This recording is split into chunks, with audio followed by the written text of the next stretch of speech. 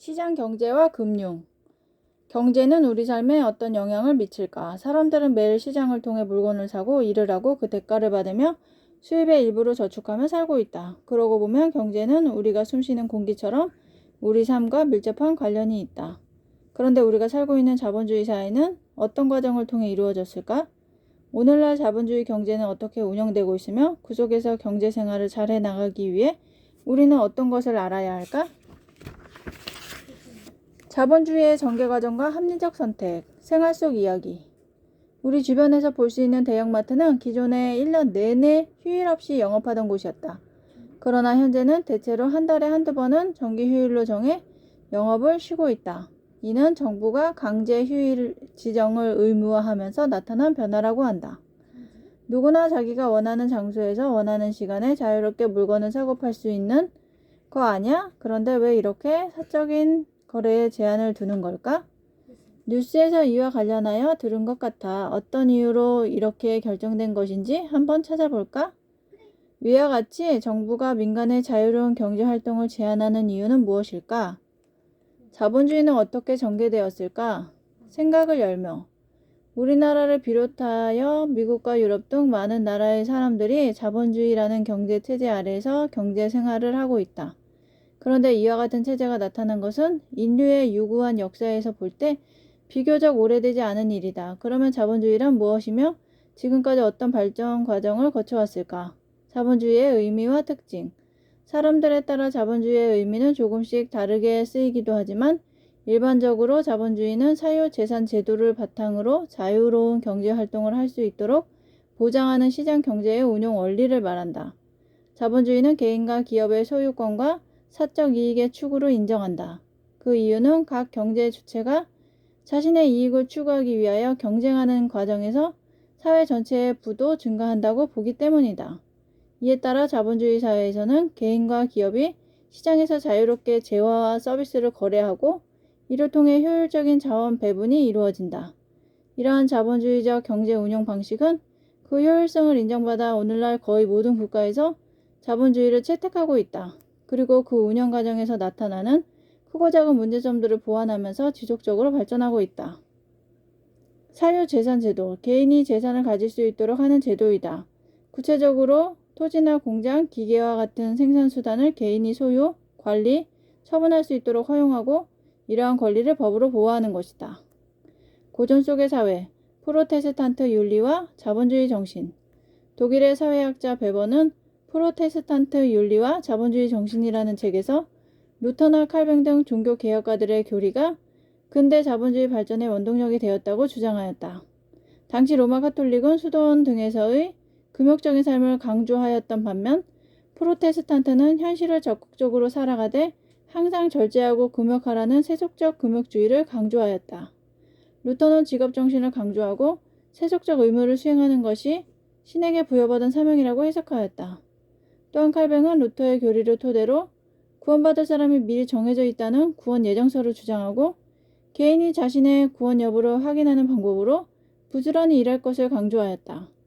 베버는 이러한 세속적 금욕주의와 직업윤리가 확산되면서 사람들이 현재의 직업활동을 도덕적이고 윤리적인 행위로 인식하였고 자신의 직업에 최선을 다하게 되었다고 보았다.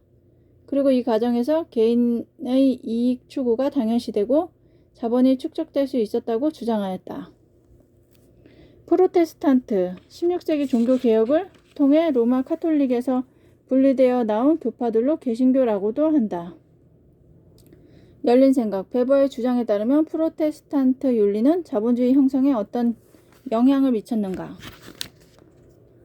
자본주의의 역사적 전개 과정. 자본주의는 16세기 유럽에서 태동하여 18세기에는 영국을 중심으로 일어난 산업혁명을 거쳐 확립되었다. 이후 유럽 외의 다른 국가들도 자본주의가 급속히 발전하였다. 18세기 중반 애덤 스미스는 16세기부터 이어져 온 유럽 국가의 중상주의 정책이 금, 은을 확보하여 국가의 부를 증가시킬 수 있다는 전제 아래 상업만을 장려하고 민간의 경제활동에 지나치게 개입한다고 비판하였다. 그는 국가의 부는 귀금속이 아니라 개인들이 자유롭게 경제활동을 하며 사익을 추구하는 과정에서 증가하게 된다고 주장하였다. 이렇게 개인의 경제활동의 자유를 최대한 보장하려는 경제 사상을 자유방임주의라고 한다. 자유방임주의는 자본주의 경제 체제를 확립하는 데 사상적 기초가 되었다. 산업혁명으로 경제의 생산 능력은 증가하였으나 한편으로 아동 노동의 착취, 도시 빈민 발생 등 사회 문제가 나타났다. 그러자 자본주의 폐해를 우려하는 목소리가 높아졌다. 게다가 기업들의 경쟁 과정에서 소수의 거대한 독점 기업들이 시장을 장악하면서 경제 활동의 순환이 어려워졌고 결국 1929년에 미국에서 대공황이 발생하면서 큰 위기를 맞았다. 대공황의 영향으로 기업 도산과 대량 실업 등 심각한 문제가 발생하자 사람들은 시장에만 맡겨두면 모든 경제 문제가 해결된다는 생각에 의문을 가지게 되었다. 여기서 잠깐, 애덤 스미스는 누구인가? 우리가 저녁을 먹을 수 있는 것은 고기, 술, 빵 등의 판매자가 베푸는 친절이나 자비심 때문이 아니라 그들의 이기심 때문이다. 애덤 스미스는 국부론에서 시장의 작동 원리를 보이지 않는 손해에 비유하면서 개인이 사익을 추구하는 과정에서 누가 의도하지 않아도 효율적인 자원 배분이 이루어진다고 주장하였다. 알아볼까요? 대공황과 자본주의의 변화. 미국 경제는 1920년대 중반까지 큰 호황을 누리는 것처럼 보였으나 필요한 재화의 양보다 생산량이 훨씬 더 많은 과잉 생산이 이루어지고 있었다. 그러던 중 1929년 10월 24일 뉴욕 월가의 증권거래소에서 주가가 폭락하면서 호황의 거품이 터지고 경제 대공황이 시작되었다. 이렇게 시작된 주가 폭락은 이후 그 끝을 모른 채 지속되었고 기업들의 도산과 기업이 망하는 거야. 대량 실업으로 이어졌다.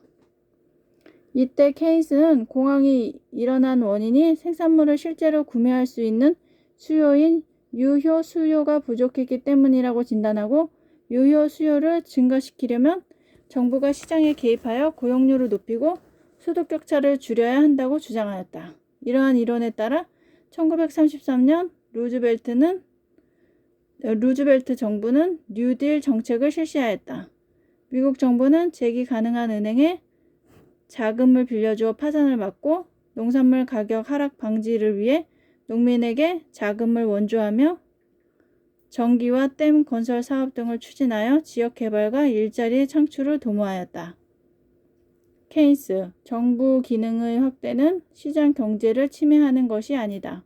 나는 그것이 시장 경제의 전면적 붕괴를 막는 유일한 수단이라고 본다. 대공황 당시 무료 급식소에 줄선 실업자들. 대공황 이후 미국을 시작으로 대부분의 국가에서 이제까지의 자본주의 운영 방식에 대한 변화가 이루어졌다. 원칙적으로 자본주의 체제를 유지하면서도 경기 조절 정책이나 복지 정책 등을 통해 정부가 시장에 일정 부분 개입하는 것을 허용하는 것이다. 이를 수정 자본주의 또는 혼합 경제 체제라고 한다.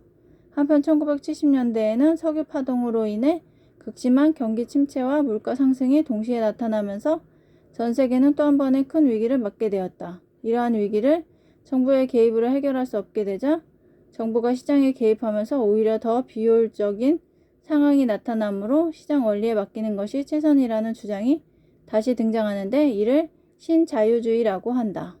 신자유주의는 세계화와 자유무역 확대의 사상적 바탕이 되었으며 정부 규제 완화 및 철폐, 복지 축소, 공기업 민영화 등을 주장하였다. 그러나 신자유주의로 인해 기업 활동에 대한 정부 규제가 지나치게 완화되고 자본의 국제적 이동이 심화되면 빈부 격차가 커지고 시장이 불안해져 경제 위기를 초래할 수 있다는 비판이 제기되기도 한다. 중상주의 16세기에서 18세기 초반 국가의 부증대를 위해 국가가 상업을 보호 및 장려해야 한다는 주장. 절대 왕정 시대의 재정적 기반. 자유방임주의 18세기 중반에서 1920년대 개인의 자유로운 경제활동이 국부의 증대로 이어진다는 주장. 산업혁명 발생, 대규모 독점기업 등장, 대공황 발생. 수정자본주의 1930년대에서 현재까지 국가가 민간 경제에 개입하여 문제를 해결해야 한다는 주장. 복지국가의 출현, 정부 규모 확대, 1970년대 신자유주의 사상이 강화되면서 회의론 대두. 생각을 키우는 활동, 미국발 금융위기가 자본주의에 미친 영향. 다음 자료를 보고 국제 규모의 금융위기가 국가, 사회와 개인의 경제활동에 미치는 영향에 대해 토의해보자. 자료 1. 2008년 세계 금융위기의 발발과 그 영향. 2000년대 미국은 초저금리 기조하에서 시중은행들이 이윤을 높이기 위해 서브프라임 모기지 상품을 경쟁적으로 판매하였다. 이 금융상품은 신용등급이 낮은 저소득층에게 높은 이자를 받으며 집값의 100% 가까이 대출해주는 것이었다. 그런데 2008년 말 집값이 급격히 하락하면서 모기지를 이용하였던 사람들이 빌린 돈을 갚지 못하고 파산하였다. 그러자 이에 투자하였던 리먼 브러더스 등 대형 투자 은행들이 연쇄적으로 파산하면서 금융위기가 일어났다. 이 위기는 전 세계로 파급되었고 우리나라도 그 여파로 심각한 경제 불안을 겪었다. 대출을 갚지 못해 팔려고 내놓은 주택의 광고. 자료 2. 분노한 시민의 목소리. 2000년대 말 미국에서 시작된 세계 금융위기는 이후 지속적으로 미국을 비롯한 세계 각국의 심각한 금융 및 경제 불안으로 이어졌고 결국 고통받던 시민들이 나서기 시작하였다. 2011년 9월 17일 미국 사회의 경제 불안과 부조리에 항의하는 시민 30여 명이 월가에서 처음 시위를 벌였다. 구호는 월가를 점령하라 였다.